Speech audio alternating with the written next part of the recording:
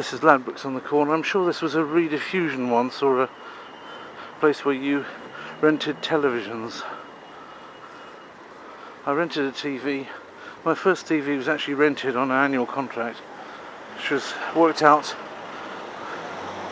a bit cheaper because I knew that I'd probably go to Poland or go abroad, and I didn't want to have a TV to take with me, so I just rented it. But when I was through with it, I handed it back. So I had also the assurance that if anything didn't work with the system, they'd have to repair it. So that went all right.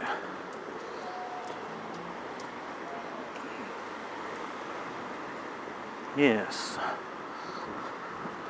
I don't want to talk much about this. I'm near the end of my break in the UK. You've seen all the Oxford films, Oxfordshire stuff, a little bit of London as well. I hope to be back maybe in April, hopefully, for a quick visit up to Cambridge, and then back for some London-based stuff towards the end of the year, back in something like October, the end of October. So for 2013 you'll see hopefully a bit of the UK. You may not see it all in 2013 because I tend to have a lag. At the moment my lag's about 11 or 10 months of laggage is in there, but I mean to get that down as far as possible during 2013. I've changed the algorithm a bit of uploading so that they should come up more regularly. Now, one more thing I need to say, other than the fact that's obviously Hilly Hopkins where I did my training, but I've said that before. In that little thing in the middle there, the stagecoach, which is now where a chartered accountant's firm called Tax and Figures is. It's in the upper room of that, which doesn't appear to have much by way of a window from here. Has a sloping ceiling. That sloping ceiling was a little bit behind my head. I was at the back of it, the opposite end window. That's where I sat for 3 years and learned accountancy from scratch after coming out of university doing languages. And believe you me, that wasn't easy because I had to reactivate completely different kinds of intelligence. I've written about this in the story of how the gold list appeared, because I think that doing that, having to reactivate sort of numerical sides from being a linguist, helped me to come across, to be more systematic in the approach to language learning. I still wanted to be a linguist, of course.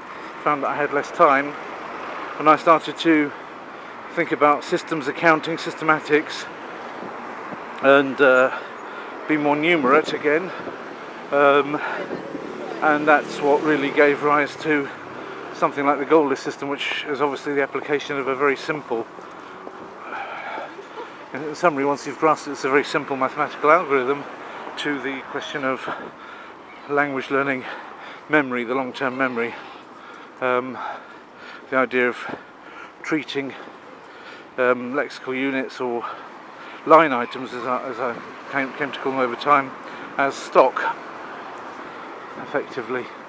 It's trying to get used to the idea of bookkeeping in a business, and especially how stock systems worked, and that just kind of like carried over in my mind to how the brain took stock of the things that we call upon it to remember, and that all came together for me as a result of being first a linguist and then an accountant, I think, as part of the mental process anyway. And then the third thing that had to fit in was some elementary knowledge of psychology, which I learned really just from reading the books that my first wife, who was training to be a nurse, had lying around, and that's how I first chanced upon the name of Ebbinghaus and what he said about memory, which of course was interesting to me anyway, as I'd always been wrestling with my memory, and that was the third part of a three-legged stool,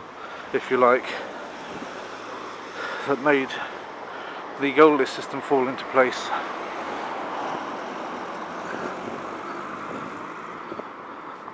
Those of you that don't know that invention of mine, then please look up the gold list methodology. Gold list, one word, big G and then big M for methodology usually, and you'll see me as hooligan of, oh dear, many rats now in England.